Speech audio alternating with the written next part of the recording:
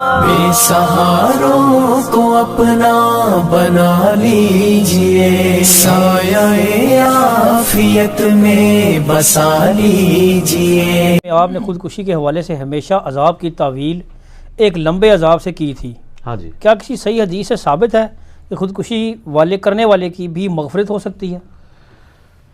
بلکہ یہ مجھے اچھا ہو گیا، اس سوال سے یاد آیا کہ اس کا بھی فرحان میں ایک کلپ بنانا ہے، خودکشی والا بھی۔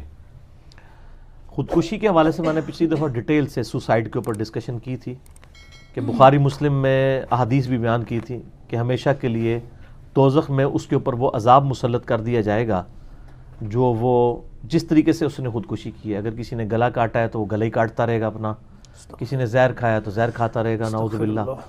تو یہ مسلسل عذاب جاری رہے گا۔ اس پہ امام ترمذی نے جرح کی تھی، جو الفاظ ہیں نا ہمیشہ کے لیے، وہ کہتے ہیں یہ ضعیف ہے، حالانکہ وہ بخاری مسلم میں۔ تو دوسرے محدثین نے جواب دیا یہ خالدین فیہا ابدا کا مطلب ہے کہ ایک لانگ پیریڈ آف ٹائم، کیونکہ خودکشی کرنے والا کافر نہیں ہوتا، کیونکہ اللہ رسول کا تو اس نے انکار نہیں نہ کیا ہے، ایک گناہ کبیر ہے۔ اس کی ثبوت میں ایک حدیث ہے جس میں شائبہ کیا بالکل کلیئر کٹ ملتا ہے کہ خودکشی والے کی بھی مغفرت ہو جائے گی۔ وہ صحیح مسلم میں ایک حدیث ہے اور وہ آپ کو مشکات کی 30 جلد میں بھی مل جائے گی، یہ مختلف جرائم کے حدود والے چیپٹر کے اندر۔ ایک صحابی تھے طفیل بن عمر الدوسی، قبیلہ دوس سے تعلق رکھتے تھے، حضرت ابو ہریرہ بھی اسی قبیلے سے تھے۔ وہ کہتے ہیں کہ ہمارے ساتھ ایک ساتھی تھا جس نے نبی علیہ السلام کی طرف مدینہ شریف میں ہجرت کی، یہ صحیح مسلم میں حدیث ہے۔ تو راستے میں بیمار پڑ گیا۔ اب بیماری اتنا غلبہ ہوا کہ اس نے اپنے یعنی چھری یا کوئی خنجر نکال کے نا اپنی رگ کاٹ لی تاکہ میں مر جاؤں اس بیماری سے، تو میری جان چھوٹ جائے۔ اور وہ اتنا خون نکلا کہ بلڈ پریشر لاس ہو گیا، وہ مر گیا۔ اب وہ جب مر گیا تو اس کو مرنے کے بعد حضرت طفیل بن عمر رضی اللہ تعالیٰ عنہ کہتے ہیں میں نے خواب میں دیکھا، اور خواب ظاہر نبوت کا 46واں حصہ ہے، اور اس وقت جب کہ نبی علیہ السلام دنیا میں موجود ہوں تو اس وقت خواب میں اللہ تعالیٰ نبی کو بھی وحی کرتا تھا اور صحابہ کرام تک بھی باتیں پہنچاتی، جیسے اذان کا طریقہ جو صحیح مسلم میں آتا ہے وہ خواب میں ایک صحابی کو سکھایا گیا تھا۔ اچھا، انہوں نے خواب دیکھا کہ بڑی اچھی حالت میں وہ صحابی خودکشی کرنے والا، لیکن اس نے اپنا ہاتھ جو ہے نا اس کے اوپر پردہ کیا ہوا ہے۔ تو انہوں نے پوچھا تیرے ساتھ اللہ نے کیا معاملہ کیا؟ انہوں نے کہا اللہ تعالیٰ نے مجھے نبی علیہ السلام پر ایمان لانے کی برکت سے اور ہجرت کی برکت سے معاف کر دیا، لیکن یہ جو میرا ہاتھ ہے نا، یہ اللہ نے مجھے میرا ہاتھ ٹھیک نہیں کیا، اور اللہ تعالیٰ نے فرمایا کہ یہ ہاتھ تو نے خود خراب کیا تھا، یہ میں ٹھیک نہیں کروں گا، باقی تجھے ایمان کی وجہ سے میں بخش دیتا ہوں۔ تو نبی علیہ السلام کو جب انہوں نے خواب یہ بیان کیا نا، تو آپ نے کہا کہ اللہ اس کے ہاتھوں کو بھی معاف کر دے، حضور نے دعا فرما دی۔ اچھا، اس سے یہ بات پتہ چلی کہ آپ صلی اللہ علیہ وسلم نے یہ چیز انڈورس کر دی، ایک تو خودکشی والے کے لیے دعائے مغفرت کر دی، دوسرا اس سے یہ بھی پتہ چلا وہ خواب بھی انڈورس کر دیا کہ ہاں بخشا تو پہلے گیا تھا، صرف ایک ہاتھ ہی اللہ تعالیٰ نے اس سے عذاب نہیں ٹالا تھا، عذاب کیا مطلب وہ مفلوج ہی تھا۔ تو یہ چیز ان محدثین کو سپورٹ کرتی ہے اور امام ترمذی کے موقف کو غلط ثابت کرتی ہے کہ حدیث وہ صحیح ہے، اور جو محدثین نے تعویل کی ہے نا کہ توبہ قبول ہو جائے گی، وہ بالکل ٹھیک ہے۔ اچھا، اس میں ایک اور پوائنٹ بھی پتہ چل گیا جو میں نے ایک دعویٰ کیا تھا کہ امام شافعی کا قول ہے کہ اگر کوئی صحیح حدیث بھی اجماع امت کے خلاف ملے تو وہ نہیں ایکسیپٹ کی جائے گی، خبر واحد۔ اب یہ صحیح حدیث کو اجماع امت نے ریجیکٹ کر دیا، اس حوالے سے ریجیکٹ نہیں کرنا چاہیے، تعویل کر لی کہ خالدین فیہا ابدا کا مطلب امت نے یہ نہیں لیا کہ خودکشی والا ہمیشہ دوزخ میں رہے گا، بلکہ لیا لانگ پیریڈ آف ٹائم۔ اجماع نے تو یہی لیا ہوا ہے نا، کوئی مسلمان کسی کا عقیدہ نہیں ہے۔ میں نے بتایا مسلم شریف میں نبی علیہ السلام نے تو جنازہ نہیں پڑھا، لیکن آپ نے روکا بھی نہیں، وہ تو آپ نے شہید مقروض کا بھی جنازہ نہیں پڑھا جب تک قرض نہ اس کا ادا کیا جائے۔ تو اس سے یہ بھی بات پتہ چل گئی کہ اجماع امت جو المصطلح الحاکم میں حدیث ہے 399 انٹرنیشنل نمبر کے مطابق کہ میری امت کبھی بھی گمراہی پر جمع نہیں ہوگی، تو اجماع امت نے بھی یعنی اس کی حفاظت کی کہ خودکشی والا خودکشی کرے بھی تب بھی وہ کافر نہیں ہوتا، گناہ کبیرہ ہے اور بہت بڑا عذاب ہے اس کے لیے، الٹیمیٹلی ایک نہ ایک دن وہ نجات پا دے گا۔ وہ تو بخاری مسلم میں حدیث ہے نا کہ جس نے ایک دفعہ کلمہ پڑھا صدق کے دل سے بھی، اپنا عذاب بھگت کے ایک نہ ایک دن وہ دوزخ سے نکال کے جنت میں لے جایا جائے گا۔ لیکن سر یہ اس میں بھی یاد رکھیے گا یہ لوگ کہتے ہیں نا ایک پھیرا لگے گا، یہ بڑا مشکل کام ہے سر. ہم تو موم بتی کے فلیم پہ 1 منٹ کے لیے نہیں ہاتھ رکھ سکتے. دوزخ کا تو 1 منٹ کا پھیرا بھی نہیں کوئی برداشت کر سکتا، اور پھر ہزاروں سال کا ان امیجنیبل ہے سر. ہم سے تو گرمی نہیں جون جولائی کی برداشت ہو رہی سب کانٹیننٹ کی، ٹھیک ہے، بغیر پنکھے کے نہیں ہمیں رات کو نیند نہیں پڑتی ہے، حالانکہ یہ عذاب بھی نہیں ہے. اور بخاری مسلم کی حدیث ہے کہ جو آخرت کا عذاب، آخرت کی جو آگ ہے نا دوزخ کی، وہ دنیا کی آگ سے 70 گنا زیادہ تیز ہے. یہ بخاری مسلم دونوں میں حدیث ہے. مشکات میں بھی آپ کو جہنم والے چیپٹر میں حدیث مل جائے گی. وَلِعَاذُ بِاللَّهِ تعالی اللہم اجرنا من النار، اللہم اجرنا من النار، اللہم اجرنا من النار، آمین.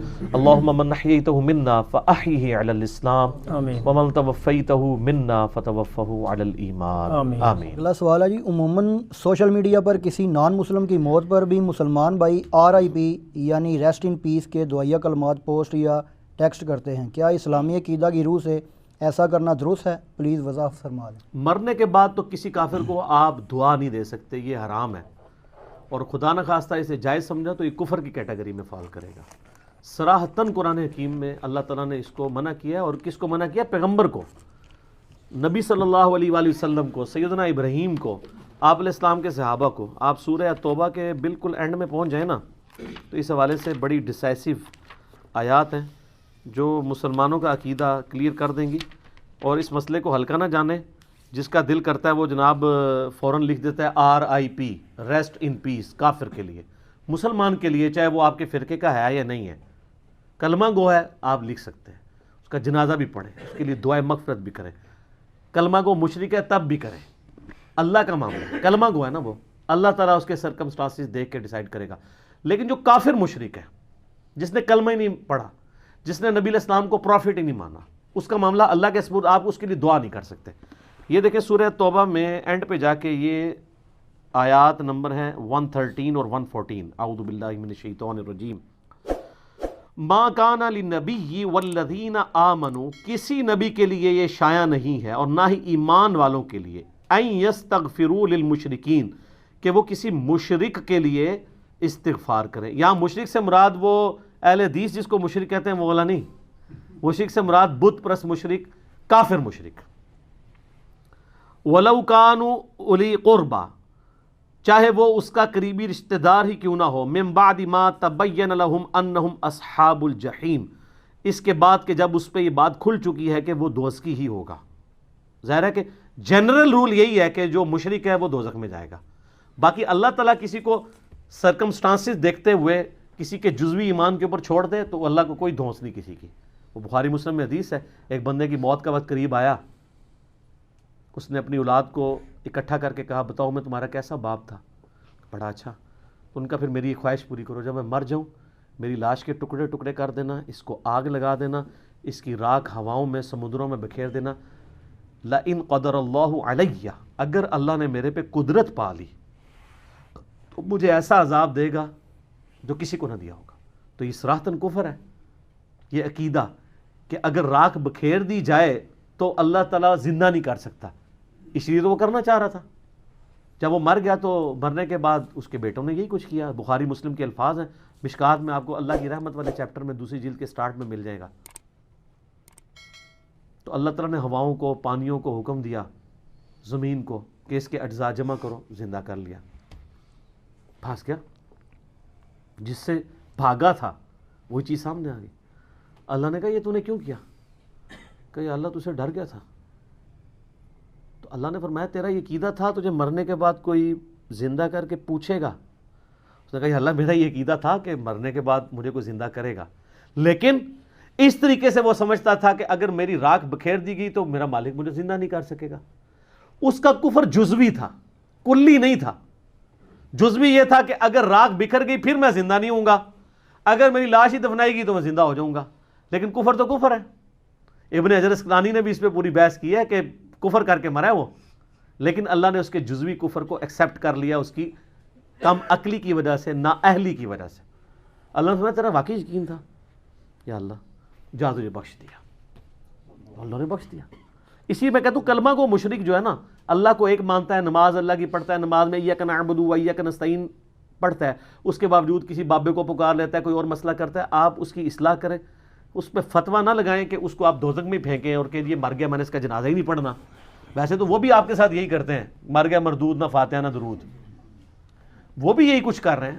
مطلب بریلوی کے اہل حدیث کا جنازہ پڑھیں گے تو اہل حدیث اگر بریلوی کو نہیں پڑھے تو کوئی پریشانی بات نہیں ہے. سنی شیعہ, شیعہ سنی کا, اب تو خیر کو پڑھ لے تو زیادہ بات ہے, اب تھوڑی ماڈریشن آ گئی ہے. تو یہ اللہ تعالیٰ فرما رہا ہے کہ جب ان پہ یہ کھل جائے کہ مشرک ہے نہ ان کے ساتھ استغفار نہیں کر سکتا. وما کان استغفار ابراہیم لابیہ, اور جو ابراہیم نے اپنے باپ کے لیے استغفار کیا تھا, الا عن موعدۃ وعدہا ایاہ, تو وہ اس وعدے کے سبب تھا جو اس نے اپنے باپ سے کیا تھا. وہ جو سورہ مریم میں آتا ہے, جب باپ نے کہا نکل جا تو ان کا میں تیرے لیے استغفار کروں گا, تو حضرت ابراہیم اپنے باپ کے مرنے کے بعد بھی اس کے لیے دعائیں مغفرت کرتے رہے. تو اللہ نے ایک کانٹا نکال دیا کہ کوئی ابراہیم کی پلی نہ لے کہ ابراہیم ہی تو اپنے کافر باپ کے لیے, ٹھیک. اب یہ باپ تھا یا وہ چچا تھا, یعنی باپ کے دو معنی ہیں نا, والد اور چچا دونوں کے لیے باپ کا لفظ, تو یہ ایک علیحدہ بحث ہے, اس کو چھوڑ دیں.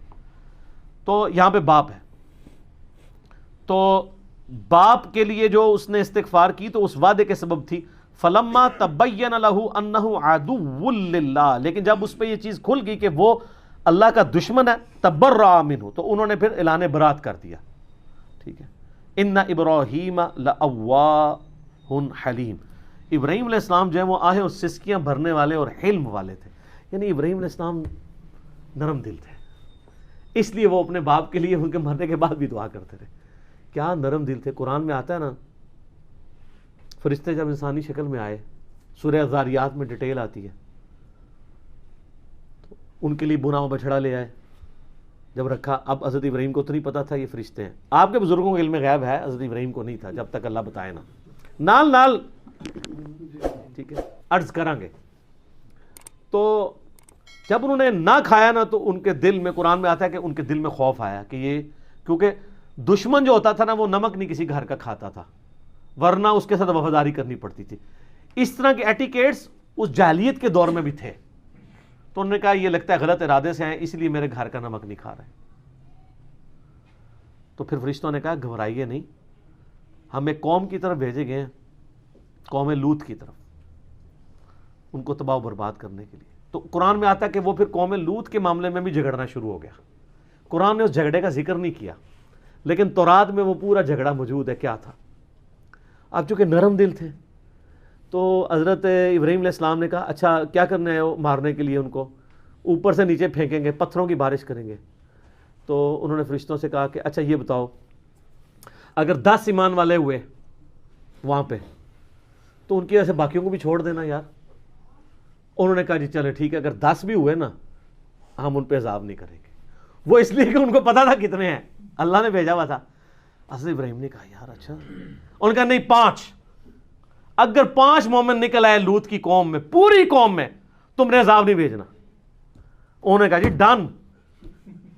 حضرت ابراہیم تو وہ تو ایکسپیکٹ نہیں کر رہے تھے کہ صرف 2 بیٹیاں ہی نکلیں گی.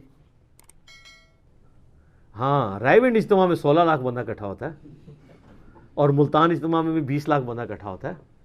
لوط علیہ السلام کے ساتھ 2 بیٹیاں ہی تھیں.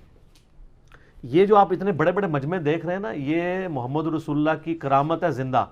یہ امت کا خمیر توحید سے اٹھا ہوا ہے, جو اس بڑے لیول کے اوپر, یہ پرانی امتوں میں اس امت کی مثال اس لیے دی جاتی تھی کہ یہ امت توحید ہے, کہ بڑے پیمانے پہ لوگ حق قبول کریں گے. اگر آپ اس کو کمپیئر کریں تو پوری انسانی ہسٹری میں اتنے لوگوں نے توحید نہیں قبول کی ہے جو ایک ایک ایرا میں, ایک ایک سینچری میں مسلمان جتنے رہے ہیں. یہ نبی علیہ السلام کو اللہ نے ایک اعزاز دیا ہے. اسی بخاری مسلم کی حدیث ہے کہ جنتیوں کا نصف میری امت ہے, اور ابن ماجہ میں حدیث ہے جنتیوں کی 120 میں سے 80 صفحے میری امت سے ہیں, کیونکہ میرا معجزہ قرآن ہے نا. بخاری مسلم میں حدیث ہے کہ انبیاء پہ ایمان لانے والوں کی تعداد ڈیپینڈ کرتی تھی اس کے معجزے پہ. مجھے اللہ نے وہی کا معجزہ دیا, میں اللہ سے امید کرتا ہوں سب سے زیادہ امتی جنت میں جانے والے میری امت سے ہوں گے. یہ لہذا اس کو کوئی رائیوٹ کا کمال یا دعوت اسلامی کا کمال نہ سمجھے, یہ امت کا خمیر توحید سے اٹھا ہوا ہے. ٹھیک ہے, سالار کارواں ہے میر حجاز اپنا. تو یہ نبی علیہ السلام کی زندہ کرامت اور معجزہ ہے الحمدللہ. تو حضرت ابراہیم علیہ السلام تو سیٹسفائی ہو گئے, لیکن وہاں سے 2 بیٹیاں اور ایک لوط علیہ السلام کی اپنی بیوی بھی قرآن میں آتا ہے, اور وہ بھی کافرہ تھی, اور وہ بھی تباہ کر دی گئی. تو یہاں پہ بھی حضرت ابراہیم کا اللہ نے کہا کہ بڑا نرم دل, اور انبیاء ہوتے ہی رقیق القلب ہیں. آپ چھوٹے بچوں کو بھی دیکھا ہے, چھوٹی سی بات پہ روئیں گے, ہنسانا چاہیں اسی ٹائم ہنسا لیں, ہنسانے کے دوران دوبارہ رلانا چاہیں رلا لیں. بڑا بندہ تو نہیں کر سکتا یہ, جتنا مرضی مائناس قسم کا بھی ایکٹر ہو, اس کو بھی دوائی آنکھ میں ڈالنی پڑے گی آنسو لانے کے لیے, وہ ڈالتے ہیں نا ڈراموں والے. لیکن بچے جو ہے آپ دیکھیں, ایسے روتے ہیں ایسے چپ, ایسے روتے ہیں پھر وہ زار اتار. کیوں؟ ان کے دل بہت نرم ہوتے ہیں, ان کا رسپانس ایبرپٹ ہوتا ہے. انبیاء بھی چونکہ صاف دل والے ہوتے ہیں نا, تو وہ بہت رقیق القلب ہوتے ہیں. آپ نبی علیہ السلام کی احادیث اگر بخاری مسلم ملے, آپ کو عام حالت میں نظر آئے گا کہ آپ کے پاس کوئی غم کی خبر آئی ہے تو وہ مطلب کوئی دور دراز کا بندہ ہی ہے تو آپ رونا شروع کر دیا, آنسو نہیں تھم رہے. کسی کی غم کی کوئی بات سنی تو فوراً رسپانس ہوتا تھا. تو ابراہیم علیہ السلام بھی جو ہے وہ نرم دل, اللہ کہہ رہا ہے دیکھ لیں یار, کمال نرم دلی اس کی ہے جس کو اللہ کہہ رہا ہے نرم دل. لیکن سارے ابراہیم نہیں ہوتے, حضرت موسیٰ جیسے لوگ بھی ہوتے ہیں, تو لہٰذا ہماری سختی بھی برداشت کر لیں. ٹھیک ہو گیا. حضرت موسیٰ کا تو پتہ ہے نا آپ کو, تھپڑ مار دیا تھا انہوں نے ملک الموت کو, بخاری مسلم میں آتا ہے, آنکھ کاٹ دیتی تھی. لیکن میں نہیں مارتا ہوں, میں ان سے کام ہی غصہ رکھتا ہوں. ٹھیک ہے.